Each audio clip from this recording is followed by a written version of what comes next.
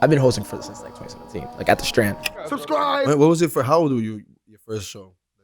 Only reason I know this is because my young homie Diego, who's a part of the Spotlight. I'm gonna shout out Slimy Season when we get there. He's been watching me host since he's younger than me. Like I'm 25, he's in college, so he's like 21, 22. Okay. So like one of his first shows was a show I was hosting. So what are we in 2021?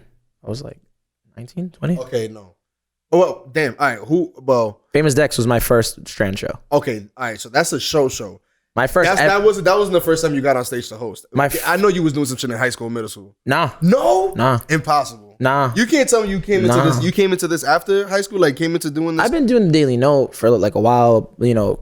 I did college radio for like 7 months, and then I got fired. So I did my own podcast with BO8.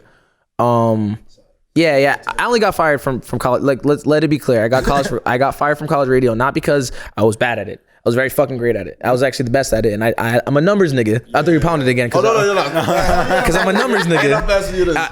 Pass this L is for that school for firing me. So it was me.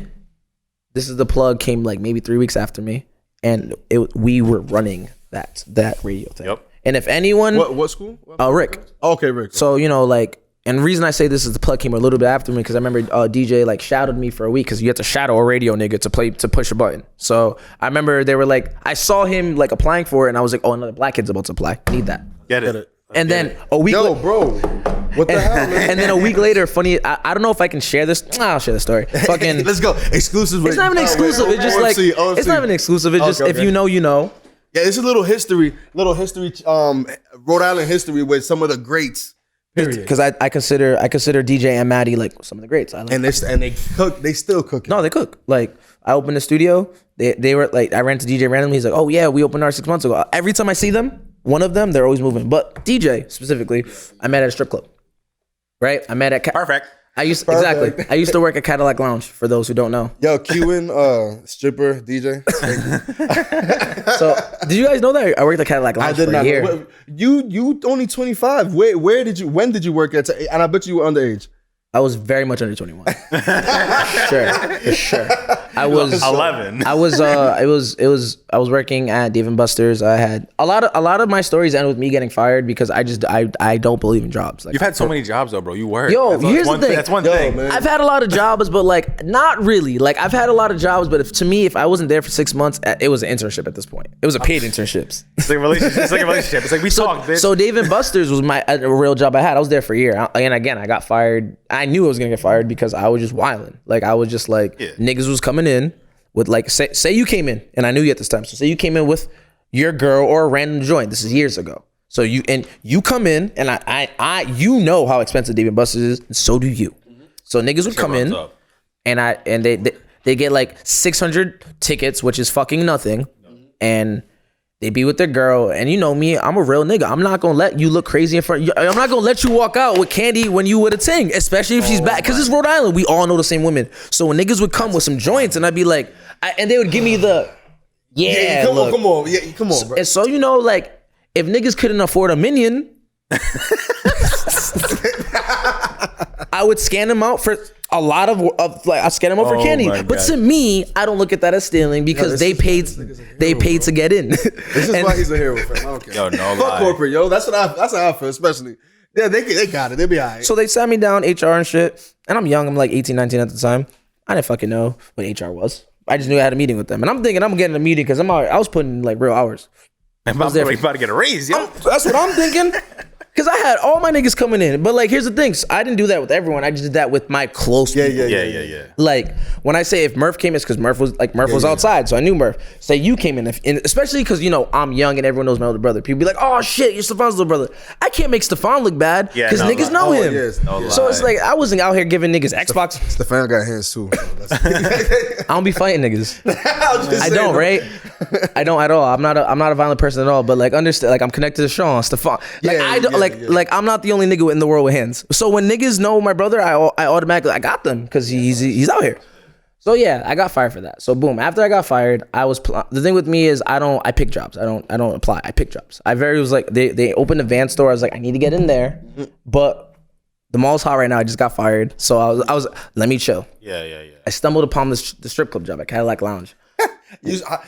You stumbled. No, because one of my friends, I'm in college, so like I know mad girls just dancing there. Oh, and yeah. Okay, that makes sense. So one of my homies was dating a girl that was dancing there, and she's like, "You need a job?" I was like, "Yeah." She's like, "Would you work at the strip club?" And here's the thing, I didn't want to. I was very keen on like, just because like the hours are crazy. It's most definitely. It was the same hours as Dave & Buster's. I was going to Dave & Buster's at 4 p.m. and getting home at 3 a.m. That's not healthy for me, anyways, because I'm missing weekends.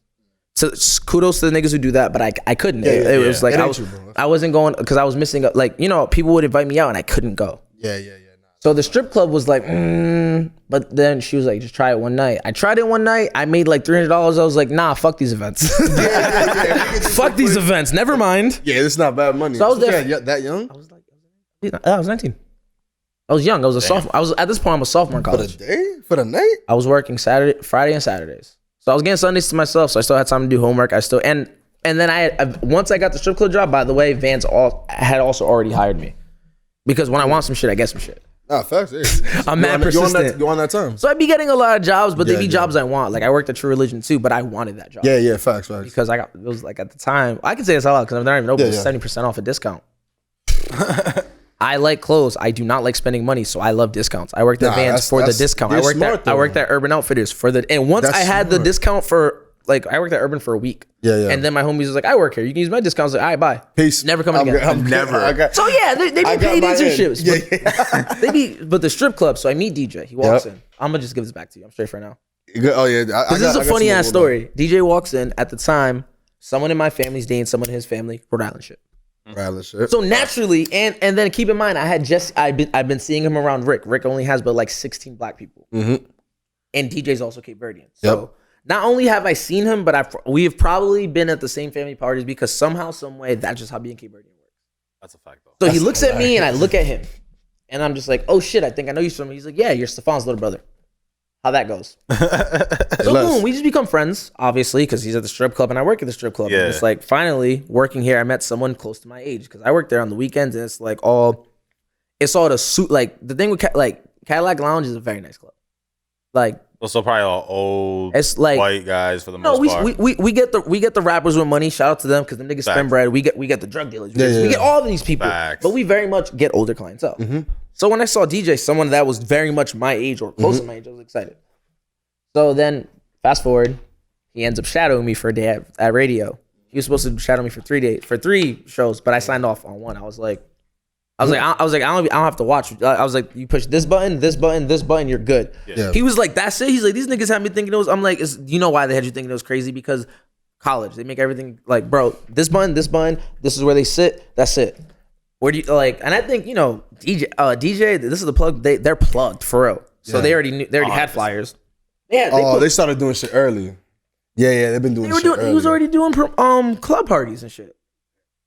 That's what I was curious with you. I'm like, and was this? All right, I understand. Like you getting on stage and doing that was your first event. But I'm saying like you never chose to curate a party during your. Not until I started hosting. Crazy. I would have thought, not for nothing, I would have thought you was the guy. By the way you are, I hate the club. Well, no, I mean like even house parties are just like events. House parties we were doing, but the thing is, I love talking to people, right? For real, I really do. I interview people. I love that shit. But I very much also hate talking to people because all the jobs I've had, everything connects. All the jobs I've had involved me talking to people a lot.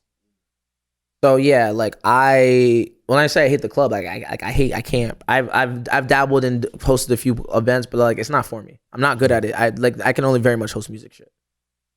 DJ, this is the plug. All the niggas that run the club like the scene. And there's a lot of niggas too. Like I could be here all day and name all the niggas that very much have ran Providence clubs. We can do Stay Silent. We can say Josh. But there's a lot of niggas. Yeah. But DJ, like he's very still. To me, I don't go outside, but he still very much runs the club and shit. So when this, know. And I know y'all know because y'all be there doing recaps and shit because he's smart and he gets the best people. I fuck with DJ. Shout out to DJ. I don't know what he's running, but he got some crazy. He runs everything. He runs everything. Yo, let me just tell you, son. DJ be pulling some shit off. His hands and everything. That we'd be like, yo, who is letting this? Who is he paying to let him get away with this? I felt like shit? I was in the Prohibition era, like when you're not supposed to drink and they had speakeasies and shit. I felt like I was in that type of vibe. These clips are hilarious. Just watch another clip, man. That's it. Just keep watching more clips. I know you want to watch more clips. I don't know why he keeps pausing, but let's watch more clips together. I don't know why. Deuces. I don't know why you're not thinking of your question for Brandon Shaw.